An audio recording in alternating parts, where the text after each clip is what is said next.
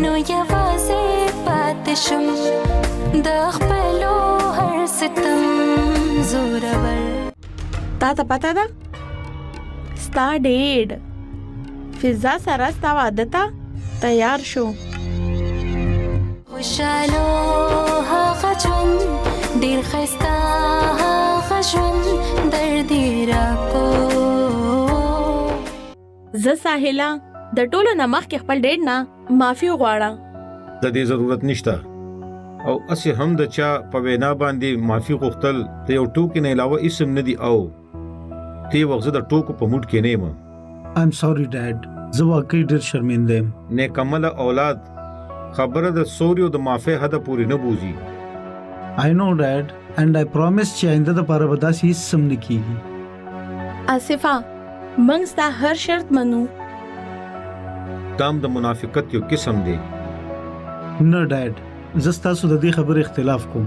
د مور او پلار هر یو خبره بغیر بحث کولو منل دام یو عبادت دی. او آصفه تاسو خبره هوکئ او به ګوري چې ستاسو زوی څومره فرمانبرداره دی.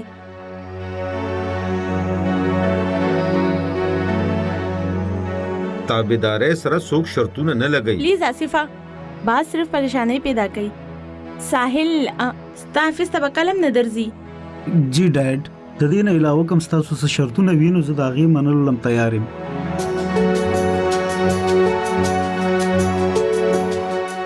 ټیک ده سبا به زه د خپل اډوکیټ سره خبره کوم. هغه ته به ویم چې زما د خوښي ټول شرطونه په یو سټامپ پیپر باندې تیار کړي.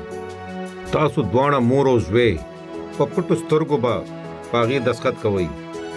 که تاسو دواړو ته منظور یې نو ستا واده به فضا سره وکړی شي.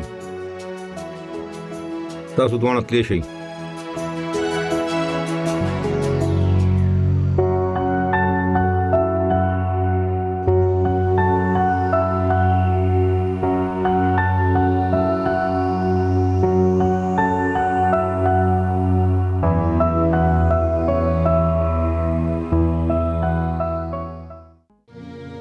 تا ته دا خبره چوکه آصف سے پخپل امی ته وی خو مازیب امی خو یو خبرې تم غاړه کې نه بیا آصف صاحب دا ټوله خبرې امی سره څنګه وکړي. زنیم خبر بلکې الټا خو امی ماته غوسه شوه چې زما په مجبورولو آصف صاحب تا مونږ کره راولېږلو. هاو زه کوشش کوم زه به د روز جون په هر حال کې بچ کوم ځان. امی خو زما خبرې ته غوږ نیږدي. د رشتې په خبره د هغې غوسه د کنټرول نه بهر شي.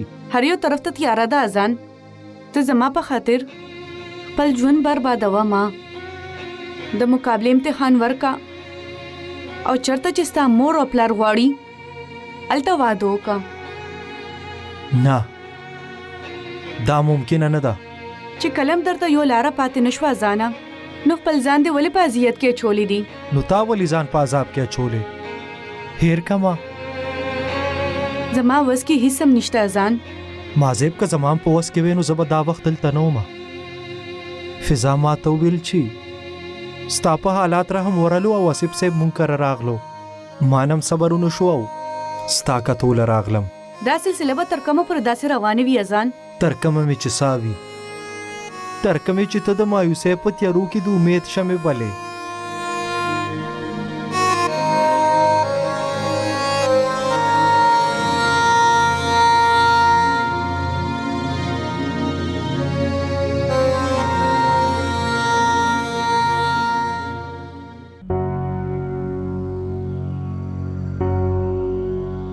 نن خو ښکاري په ښه بجلي تلې. زه راځم. چرته ځې امي؟ ما زیب لږه ګورم. په تیاره کې پته نشته چې څه به کوي.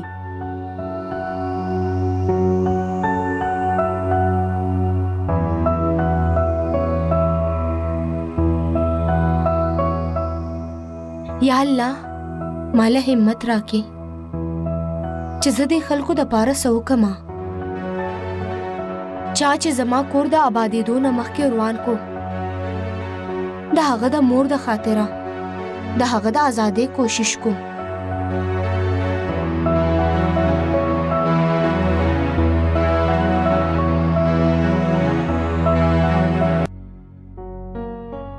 چرته تلې وې ته؟ هغه زما په سر ډیر زیات درد دی امي. چای می تیاروله ځان دپاره. اخر داسې څه ووې تا ته ځان چې ته د بجلۍ په راتلو هم پوه نه شوې؟ هغه ما خو بس د آصف صاحب باره کې سوچ کولو. آصف صاحب باره کې څه؟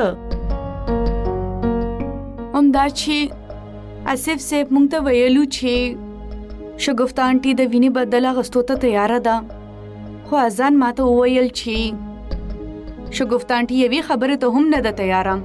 آصف صاحب وویل چې هغه راضي ده. کامله او تاسو چې 50 لاکو خبره کوله، هغه صرف د آصف صاحب یو اندازه ده. اذان خو د خپلې مور نه ډیر مایوسه دی. نو ته ولې د امید لمنه نه پرېږدې؟ ولې دروازې نه بندې؟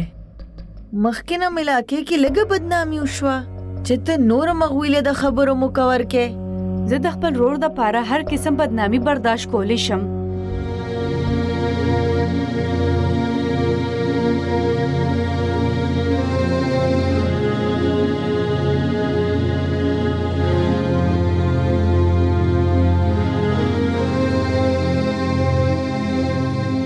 د دروغو په وینا به سلمان ته سزا میلاو شي، خو اسد رور به واپس را نشي.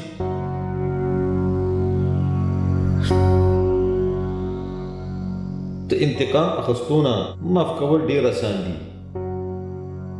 انتقام اخستونه انسان پهلا پخپله د انتقام د اور خشاب جوړیږي.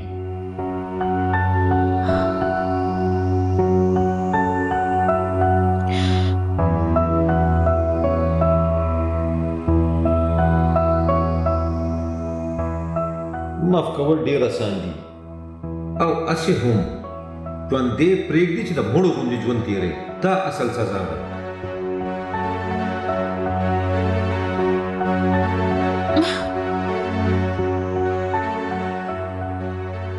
خبره خو به الله جوړه شي چې عظما کور خرڅ کړي او بې کوره شي، او د هغې لوریانې د هغې دپاره مصیبت جوړ شي، او سلمان د هغوی عزت بچکولو کې مړ شي. خو چې معذب او کامله په عزت باندې واده نشي،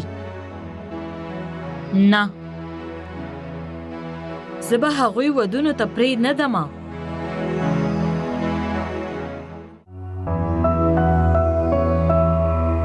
امي چې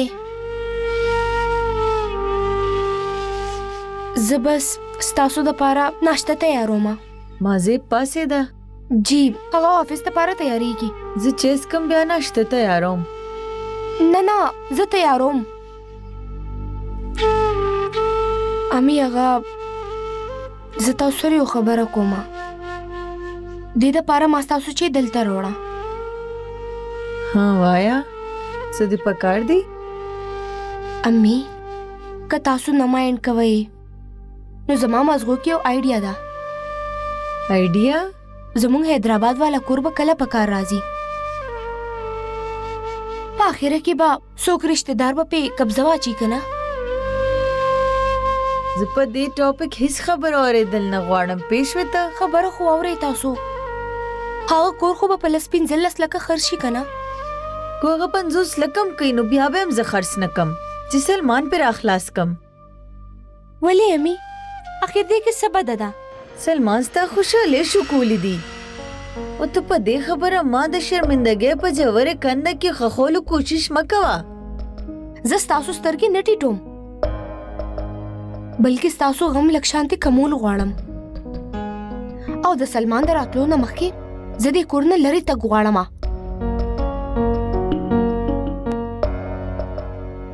ته به حیدرآباد ته واپس ځې. ما د جمیل په رشته دارو کې یو خالق کتو نه پس ستا د واده فیصله کړې ده.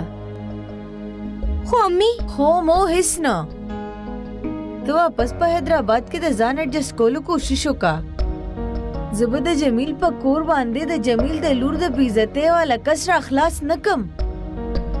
کلم نه. ته زه دلته نه.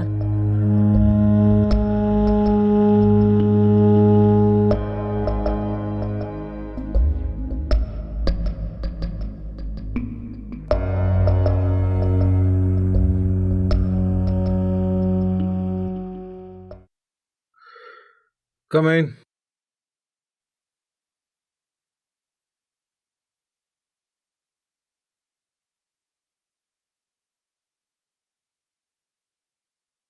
تاسو څه ویل انکل؟ او لوري کینا.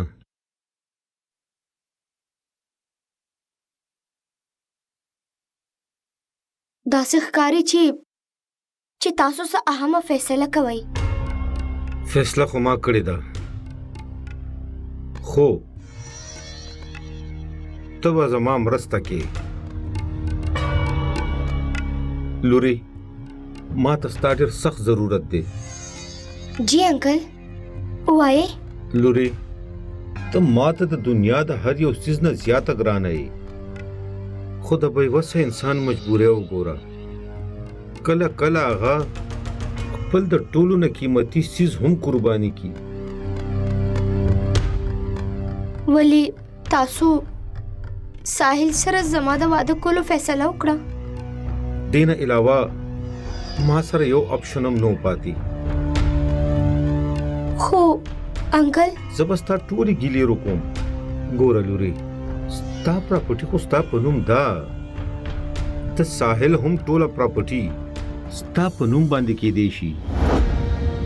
ساحل که تا سره لږ هم زیاتې وکړو نو اټومیټیکلی داغه پراپرټي به هم ټوله ستا په نوم شي. زه به په دې پراپرټي څه وکړم؟ زه ستا په جذباتو پوهېږم. که اسد ژوندی وې نو ما به ته کلم نه مجبورولې. لورې اوس ته انکار مه کوه. ساحل او د هغه مور ټول عمر به ستا تابعدار وي. ته دې خبرې ګارنټي زه تاله درکوم. واده یو جواري ده انکل، او په جوارۍ کې د ګټې بیلات هیڅ ګارنټي نه وي، بلکې د هر څه د بیللو زیات امکان وي. خو لورې یو خبره یاد ساته، ستا انکار به ما ته وخت نه مخکې ووژني.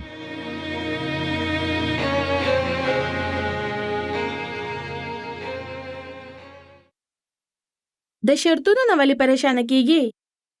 چاته به دا ټولې خبرې یادې وي؟ خو ماما ډیډ چې څنګه دا ځل ریاکټ وکړو دا اړو زموږ سوچ کې نه و. انسان اکثر په یاره کې همداسې فیصلې کوي. ماما تا ته هم ډېره ښه پته ده چې ډیډ یریدو والا سړی نه دی. د کور د مسلو نه د تکړه تکړه خلکو مازغه شل کیږي. ماما زه خو به بیا هم همدغه ویم چې یو ځل بیا سوچ وکړه. په پټو سترګو ساين کول مطلب دا دی چې لاس خپې وتړه او ځان بل ته په حواله کړه. ستا د ډیډ به نور څومره ژوند پاتې؟ اسې هم ډاکومنټس خو پټولې هم شو. دا څنګه خبرې کوي تاسو؟ تاسو ته دا ښه پته ده چې ډیډ هر یو کار خپل خفیا او په ښه طریقه کوي. ساحله ته بس د فضا سره واده سوچ کوه. ستا ډیډ به نور څومره وخت ژوندی وي چې هر څه ستا لاس له راشي نو چې څه دې زړه غواړي کوه.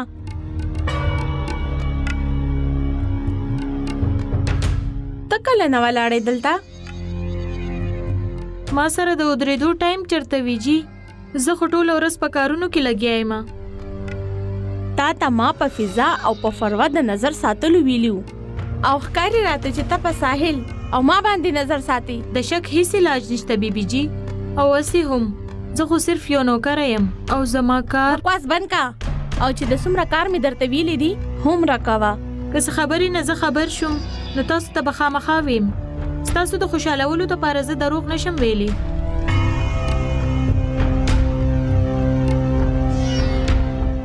زمونږ په باره کې کا د رښتیا ویلو لږ هم کوشش وکړو نو زه به تا پوه شوې که نه ته؟ زدي زینا.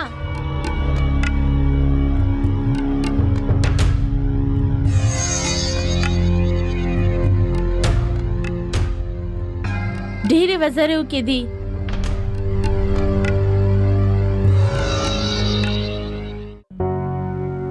نن زه ډېره شرمنده شم.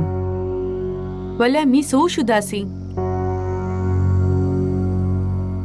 دومره زړوره او حوصلې واله جینۍ. اوس سوکلل کاملا د هغې زړه به دومره زیات غټ وي.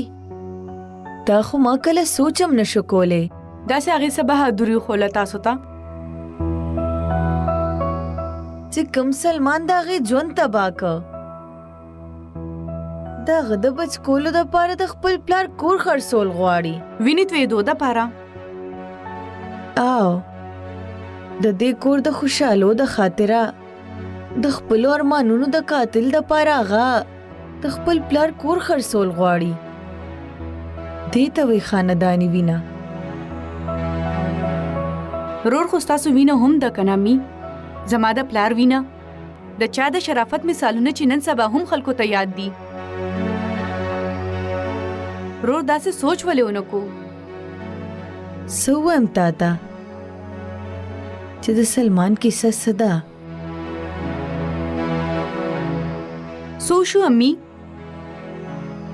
هیڅ هم نه. زه سوچ کوم چې سلمان ښه ونه کړل. صحیح به شي زما رور. درس خوړلو نه پس خو لوفر انسان هم په سمه لار روان شي. زما هیڅ امید نشته چې واپس راشي نو بیا به هماغسې شي. ځکه ما د کاملا واده د جمیل په رشته دارانو کې د کولو فیصله وکړه. د کاملا واده حیدرآباد کې که زما په وس وي نو د دې نه هم تې لرې کول غواړم چې کوم ځای پورې د سلمان سوچ هم نشي تللی.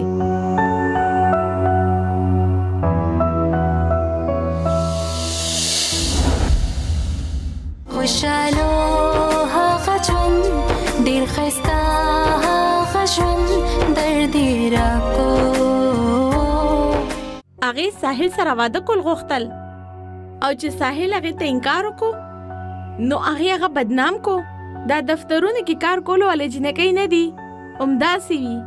خوشحالو هغه ژوند ډېر ښایسته هغه ژوند درد یې راکو.